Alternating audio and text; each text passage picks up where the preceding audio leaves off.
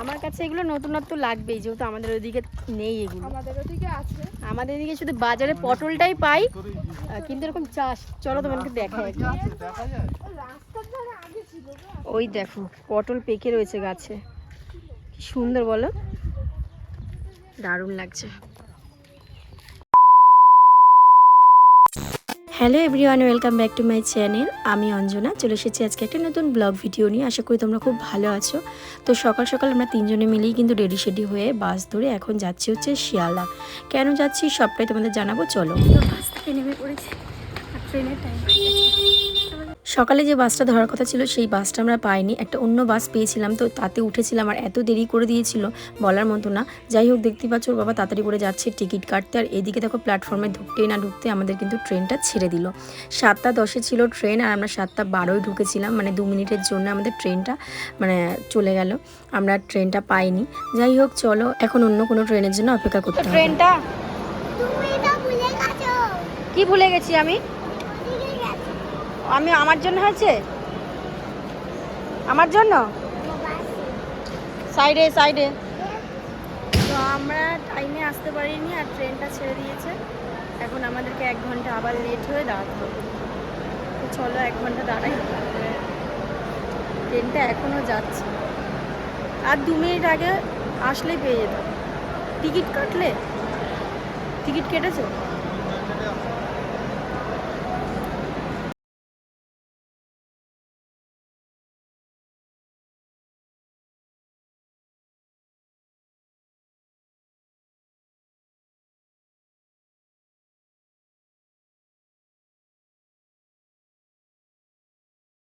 ট্রেনটা চলে যাওয়াতে আমরা সাইনবোর্ডের দিকেই তাকিয়েছিলাম যে নেক্সট ট্রেন কখন রয়েছে। তো দেখলাম বনগাঁ লোকালের সমস্ত ট্রেন বাতিল রয়েছে, মানে সেই 12টার দিকে রয়েছে সকাল। তো সকাল মানে বেলা 12টার দিকে ট্রেন রয়েছে। তারপর লাস্টে আমাদের যেহেতু যেতে হবে বনগাঁ, তো লাস্টে আমরা এখানে দেখলাম একটা শান্তিপুর লোকাল দিয়েছে, তো সেটাতে ধরেই এখন আমরা যাব, কারণ কিছু করার নেই, এখন এতক্ষণ বসে থাকাটা সম্ভব না। তো ফাইনালি ট্রেনে আমরা উঠে পড়েছি, দেখতেই পাচ্ছ। আর এই রানাঘাট লোকাল না, যে কবার আমরা উঠেছি সে কবারই প্রচুর প্রচুর ভিড় ছিল বলার মতো না। যাই হোক, দেখতেই পাচ্ছ মামামকে নিয়ে উঠে কোনো রকম একটা বসার জায়গা পেয়েছি।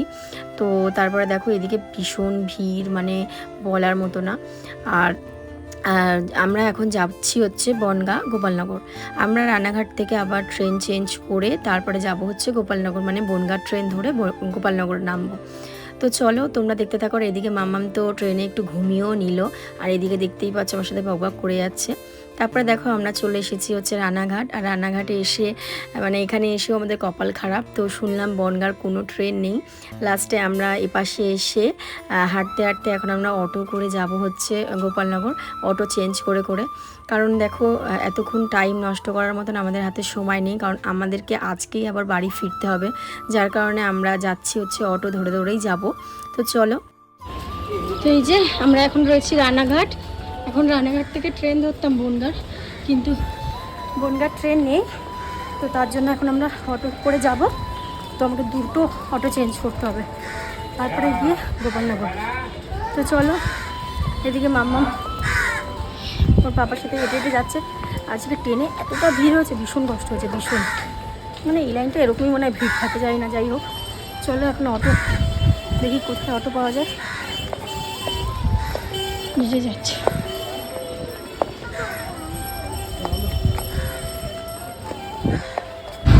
এই যে আমরা অটো পেয়ে গেছি, বসে আছে অনেকক্ষণ পর।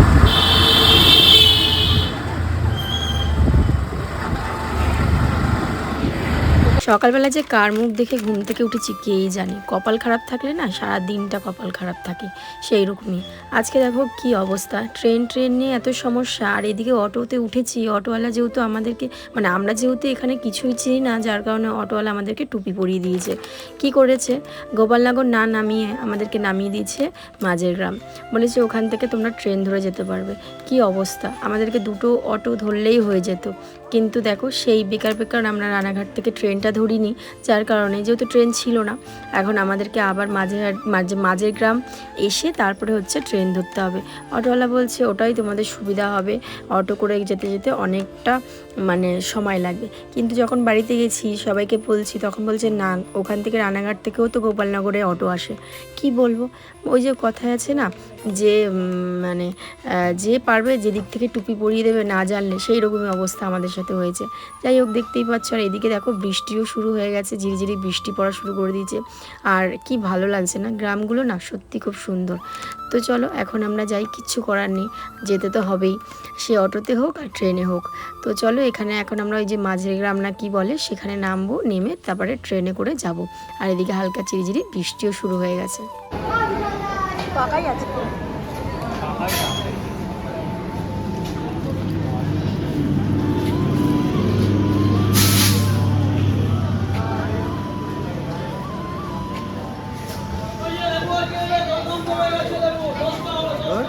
ওটাই ওঠো।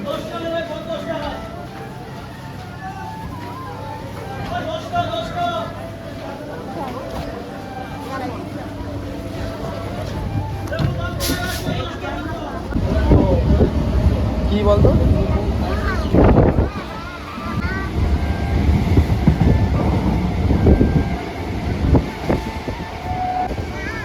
হ্যাঁ, এখানে থাকবি, মাঠে খেলবো। হ্যাঁ,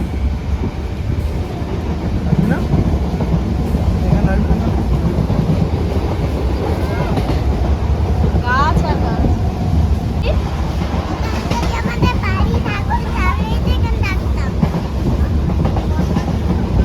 কি ট্রেন যাচ্ছে। আমরা যখনই গোপালনগর বেড়াতে এসেছি, এই ট্রেন থেকে দেখা এই যে সবুজ মাঠ, মানে চাষে ভরা ক্ষেতগুলো, যেন এ এক মানে অন্যরকম মানে সাজে সেজে রয়েছে।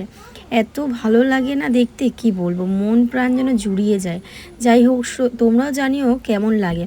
আমার তো খুব ভালো লাগে গ্রামের পরিবেশ। সত্যি কথা বলতে এই শহরে থাকতে থাকতে না আমার আর ভালো লাগে না, মনে হয় যেন এই রকম সুন্দর একটা সবুজে ঘেরা পরিবেশে এসে থাকি। কপাল নেই, কি আর করা যাবে। যাই হোক, মাঝে মাঝে একটু ঘুরতে এসে অনুভবটা ফিল করে নেবো।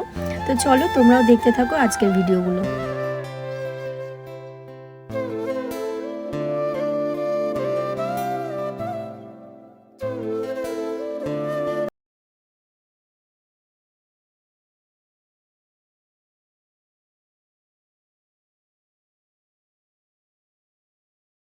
হ্যাঁ, কোথায়? তাই আমি চলে এসেছি এবার। আমি এখানে নেমে যাই। কেন?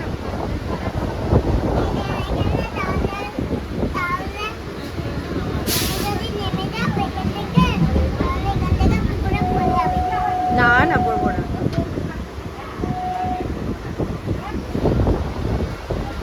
এই যে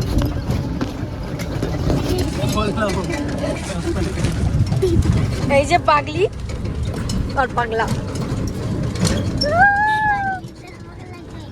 ওই যে বলে। তো আমরা চলে এসেছি। আর এই যে কুচকুচ জন্য জামা আর একটা বল কিনেছি, আর টোটো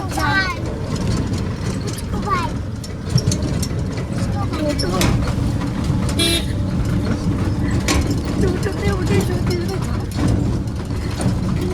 রাস্তার অবস্থা ভীষণ খারাপ।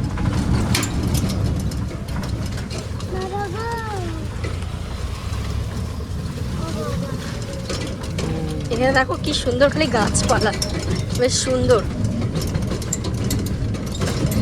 অনেক ঠান্ডা। একটা সেই কি কোনটা তো ঠিকভাবে ধরতেও পারছি না, টোটো ঝাঁকড়া নেই।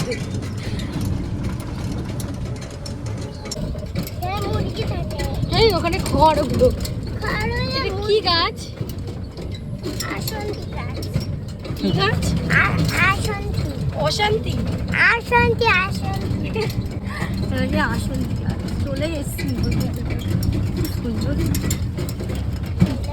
তো আমাদের যেখানে আসার কথা ছিল সেখানে আমরা চলে এসেছি। আর টোটো করে আসতে গিয়ে আমাদের গায়ের অবস্থা মানে খুবই খারাপ, গা হাত পা ব্যথা হয়ে গেছে। রাস্তা এতটাই খারাপ যে টোটো এত ঝাঁকড়েছে যে বলার মতো না। যাই হোক, ফাইনালি আমরা চলে এসেছি। আর আমরা কোথায় এসেছি সেটা তোমাদের সাথে শেয়ার করি। আমরা এসেছি আমার ননদের বাড়িতে। তো আমার ননদের ছেলের ছেলে হয়েছে, তার আজকে মুখে প্রসাদ। তো সেখানেই আমরা এসেছি। তো এসে খাওয়া দাওয়া সেরে এখন আমরা যাচ্ছি হচ্ছে একটা বাড়িতে। সেখানে গিয়ে স্নান টান করে রেডি সেডি হয়ে আমরা আবার আসবো। আর এখানের ভিউটা দেখো কত সুন্দর, মানে চারিদিকে গাছপালার মাঝখানে রাস্তা, সত্যি খুব সুন্দর। যেহেতু বাড়িতে গান বাজনা চলছিল তার জন্য আমি ভয়েস ওভারটা শেয়ার করতে পারিনি। তো চলো রেডি হয়ে তোমাদের সাথে দেখা হচ্ছে। যে রেডি হয়ে যাচ্ছে এখন। পাগলির চুলটা দেখো পুরো কার্লি কার্লি লাগছে। ছাতাটা নিয়ে আসলে ভালো হতো, সত্যি তাই। তো রেডি হয়ে গেছে, এখন দিদিদের বাড়িতে যাচ্ছি। আর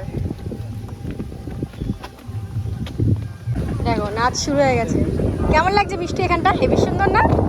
সত্যি খুব সুন্দর। দেখো এই দিকটা, ওয়াও কি সুন্দর লাগছে। দেখো কোথায় যাচ্ছো? তো দেখো আমার ননদের ঘরের সামনে যে রাস্তাটা রয়েছে, এখানে এত সুন্দর হাওয়া না বলার মতো না, মানে ভীষণ সুন্দর হাওয়া। তো এদিকে বরমশাই আমার উপর একটু রেগে গেছিলো, যেহেতু আমার দেরি হয়ে গেছিলো রেডি হতে। আর এদিকে দেখো মাম্মাম নাচ শুরু করে দিয়েছে, গান চলছিল দেখে। আর ওর চুলগুলো না হাওয়ায় পুরো উড়ে যাচ্ছিলো। আমরা দুজনেই হাসছিলাম। আর দেখো নাচ করছে কীভাবে, ও ভীষণ খুশি। আর এইদিকে সত্যি কথা ঘরে কি ঢুকবো, রাস্তায় মানে দাঁড়িয়েই না পুরো সময়টা কাটিয়ে দিয়েছি। আর এই দিকে দেখো যার আজকে মুখে প্রসাদ তাকে কোলে নিয়ে নিয়েছি। ইনি হচ্ছে আমার নাতি, মানে আমি এখন দিদা হয়ে গেছি। যাই হোক, দেখতেই পাচ্ছ আমি কিন্তু কোলে নিয়ে নিয়েছি। আর মিষ্টুকে বললাম যে তুমি একটু কোলে নাও। তো বলছে, মানে ও তো লজ্জা পাচ্ছিল। আর আমি না ভাবছিলাম যে কিভাবে ধরবো, আমার ভীষণ ভয় লাগছিল। আর ও না ওর বাবার দিকে তাকিয়েছিল, ওর বাবা সামনেই দাঁড়িয়ে রয়েছে, মানে ডাকছিল ফটো তোলার জন্য। মানে আমি যেহেতু ফটো তুলবো বলছিলাম, তো তাকানোর জন্য ডাকছিল। ওর বাবার দিকে একভাবে তাকিয়ে রয়েছে, মানে কোনো দিকে আর তাকাচ্ছে না, ও খালি ওর বাবার দিকে তাকিয়ে রয়েছে। দেখো আমি এরকম করছি, তাও কিন্তু আমার দিকে তাকাচ্ছে না। মানে ওই পুচকুর বাবা যে তার দিকেই তাকিয়ে রয়েছে, দেখতেই পাবে একটু পরে ওর বাবা যখন আসবে সে কেমন করবে, মানে ওর বাবার কাছে যাওয়ার জন্য। হ্যাঁ, বাচ্চারা যাকে দেখবে বা যে ভালোবাসবে না তার কাছে এই বাচ্চারা থাকে এরকমই, বলে কোনটা বাবা কোনটা মা ওরা ঠিক বোঝে। মানে এই সময়টা ওদের কি বোঝার সময় বলো, তাও কিন্তু সুন্দর করে বোঝা যায়, তাই না? দেখো ওর বাবা যেই আসবে ওর বাবার কাছে হাতটা বাড়িয়ে দেবে কীরকমভাবে, মানে বলার মতো না। দেখতেই পাচ্ছ এটা হচ্ছে আমার ভাগনা, তো এরই ছেলে। হ্যাঁ আয়, খুব সুন্দর জায়গা, সত্যি খুব সুন্দর। আমি এখানে আসলে আমার খুব ভালো লাগে। এত ভালো লাগছে, আমাদের ওদিকে মনে হচ্ছে যেন আকাশটা আমার কাছে, মনে হচ্ছে যেন আকাশটা আমার কাছে। মেরিয়ার যে ইয়েটা আছে, মামাম তোর কেমন লাগছে রে? এদিকে তাকিয়ে বল। ওর ভালোই লাগছে না, ওর ভালোই লাগছে না। ও বলছে কখন দিয়ে বাড়ি চলো বাড়ি চলো। আর এটা হচ্ছে আমার একটা ননদের মেয়ে। হাই করে দে পূজা, হাই করে দে। লজ্জা পাচ্ছে।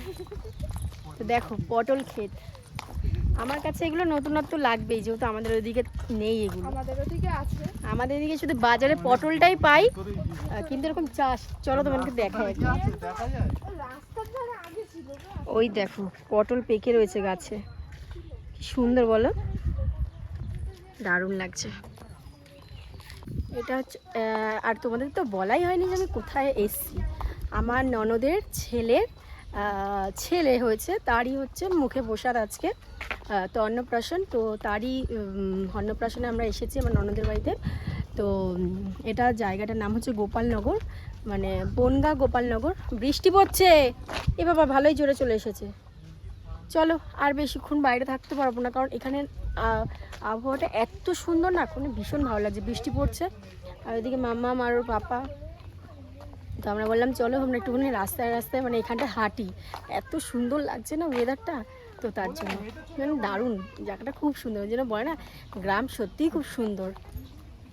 তো চলো আমাদের ওখানে সত্যি এইরকম থাকলে আমি প্রতিদিন ভিডিও বানাতাম। চলো, বৃষ্টি চলে এসেছে, কোলে উঠে গেছে ওর বাবার। বাইরে যেহেতু বৃষ্টি পড়ছে আর আমরা চলে এসেছি, আর এখন খেতেও বসে পড়েছি। আর আমরা যেহেতু লাস্ট ব্যাচ, আর এদিকে দেখো পুচকুর মাও কিন্তু আমার সাথে বসে পড়েছে। আর এদিকে আমাদের দুজনের প্রচুর গল্প। তো যাই হোক খেতে হবে তাড়াতাড়ি, কারণ বাড়ি যেতে হবে। আর এখনও গিফট কেনা বাকি রয়েছে, খাওয়া দাওয়া সেরে যাবো হচ্ছে গিফট কিনতে। তো চলো খেয়ে নিই আর পুচকুর মার সাথে গল্প করে নিই। এদিকে আমাদের খাওয়া দাওয়া হয়ে গেছে, আর একটু পরে আমরা বাড়ি চলে যাবো। আর সব থেকে বড় কথা হচ্ছে এখন আমরা যাব হচ্ছে অন্নপ্রাশনের গিফট কিনতে। মানে গিফট কেনা হয়নি, হয়েছে একটা জামা, তারপরে পুচকুর জন্য কিনেছি, একটা বল কিনেছি। আচ্ছা পুচকুর জন্য একটা বল আর জামা কেনা হয়েছিল, সেটা দিয়ে দিয়েছি। আর দেখি আরও তো কিছু দেওয়া উচিত না, দাদু দিদা বলে কথা, আর মিষ্টু হচ্ছে পিসিমণি বলে কথা। পিসিমণি কি দেয় দেখি, হ্যাঁ ভাইপোকে। তো চলো দেখা যাক কি মানে কিনি, কারণ দেখো এখন আগে দেখো অবস্থা আমার নাকে, এখান থেকে এখানে পড়ে জল, বৃষ্টি পড়েই যাচ্ছে, জানি না কি হবে। চলো, তো ফাইনালি আমাদের গিফট পছন্দ হয়ে গেছে।